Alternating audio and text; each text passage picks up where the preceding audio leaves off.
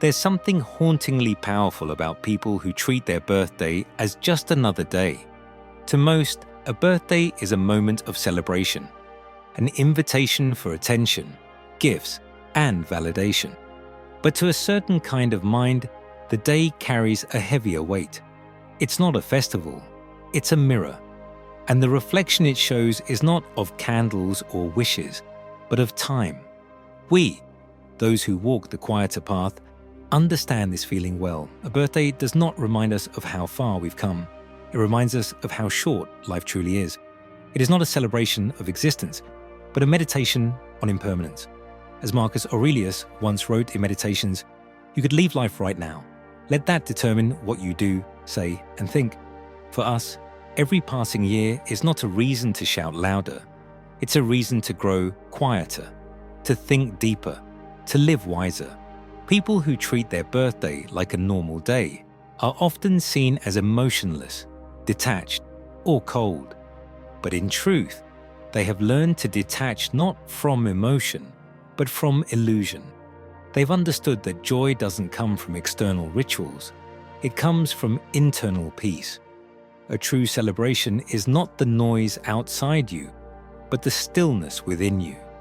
And so, while the world throws confetti, they sit in calm reflection, asking not, "What did I receive this year?" but "What did I learn?"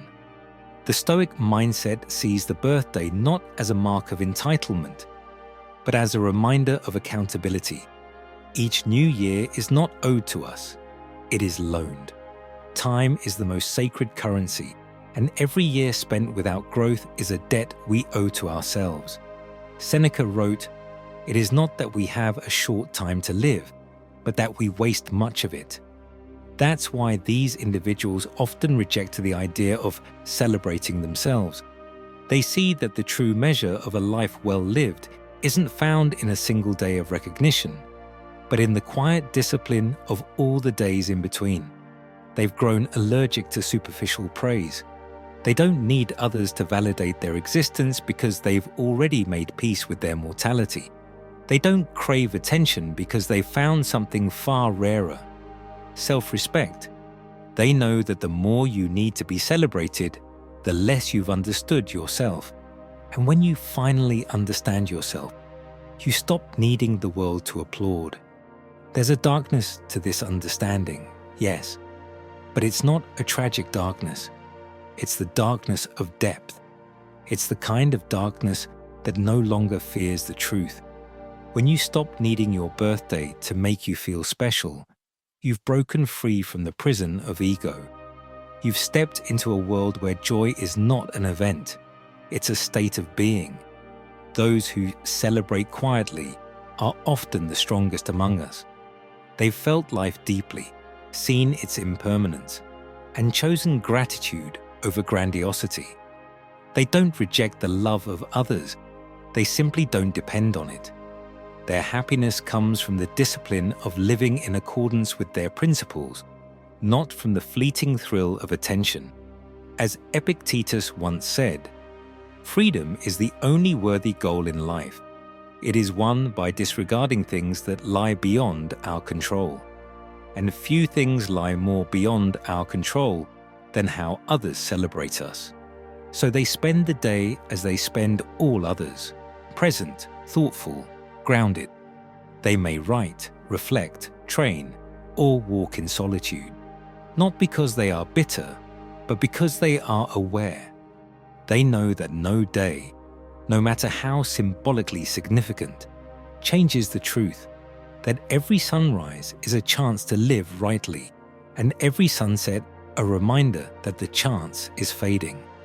We, those who treat our birthdays like normal days, understand this.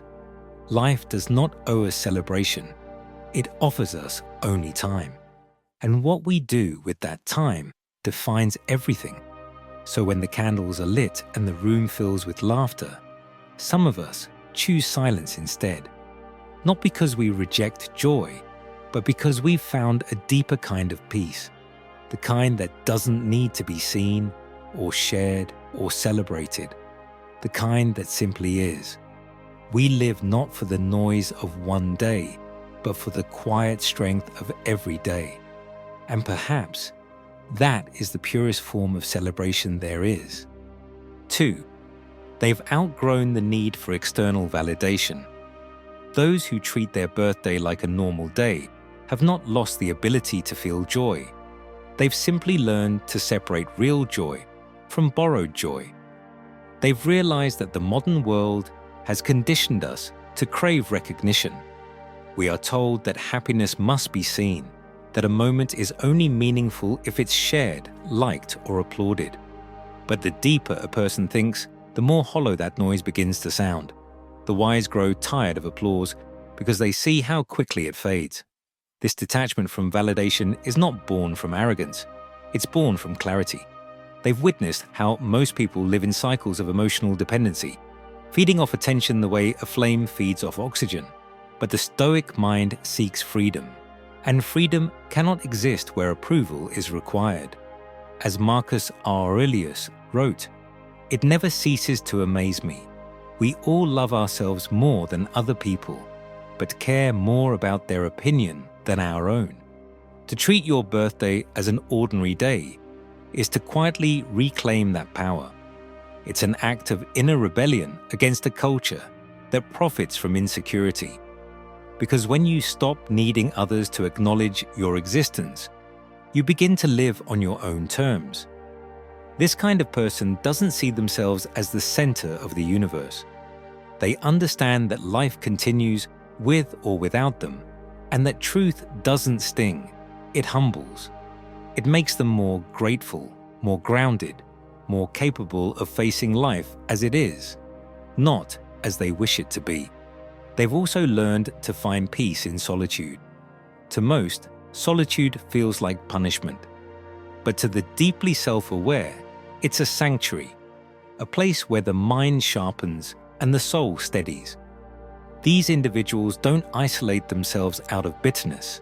They retreat out of strength. In silence, they meet themselves fully. They sit with their thoughts without distraction, without escape. And it's in this stillness that they discover a kind of happiness that no celebration could ever give. Seneca wrote, "He who is contented is rich." To the Stoic heart, contentment doesn't mean lack of ambition. It means independence. When we no longer depend on noise to feel alive, when we can enjoy a day without needing it to feel special, we touch a kind of freedom that most never experience. This mindset makes them appear different to others. People might misinterpret their calm as coldness or their silence as sadness. But what they're truly seeing is control, emotional mastery in its purest form. While others chase excitement, they chase understanding. While others seek validation, they seek truth. This detachment gives them an aura that others can't quite explain. It's the quiet power of someone who isn't trying to impress anyone, the subtle confidence of someone who doesn't measure their worth by reactions. And ironically, that's what makes them magnetic, because while everyone else is busy performing, they simply exist. Their birthdays are not empty, they are sacred.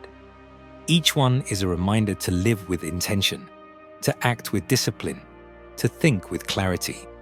They don't need parties to feel alive. They need purpose. They don't crave gifts. They crave growth. They don't need to be seen. They need to be real. And so they move through the day as they move through life, steadily, quietly, inwardly strong. They live by the understanding that true celebration isn't about who sees you smiling. It's about who you become when no one is watching. In a world obsessed with showing happiness, they've mastered the rare art of being happy. That is not sadness, it's wisdom. It's the kind of wisdom that whispers, "I no longer need the world to notice me because I've learned to notice myself."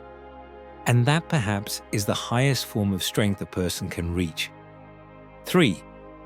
They understand the fragility of time and the illusion of permanence. People who treat their birthday like any other day are not indifferent to life. They are intimately aware of how fragile it is. To them, another birthday is not a reason for noise and spectacle. It's a quiet reminder that time is slipping, moment by moment, and that every breath carries them closer to the inevitable truth, mortality. Where others see celebration, they see reflection. They do not fear the passage of time. They respect it. They've accepted what most people spend their entire lives running from, that nothing lasts, not beauty, not youth, not even the applause of those who once admired us. Marcus Aurelius once wrote, "You could leave life right now. Let that determine what you do and say and think." These words live in the heart of such people. Every year that passes doesn't make them panic about aging. It makes them more deliberate about living. They measure time not by birthdays, but by how much of their potential they've fulfilled since the last one. They've come to understand that most people celebrate not because they're grateful to be alive, but because they fear what it means to age. They drown that fear in laughter, distraction, and noise. But those who walk the path of inner awareness have no desire to escape that truth. They face it head on. They've learned to befriend the passage of time instead of fighting it.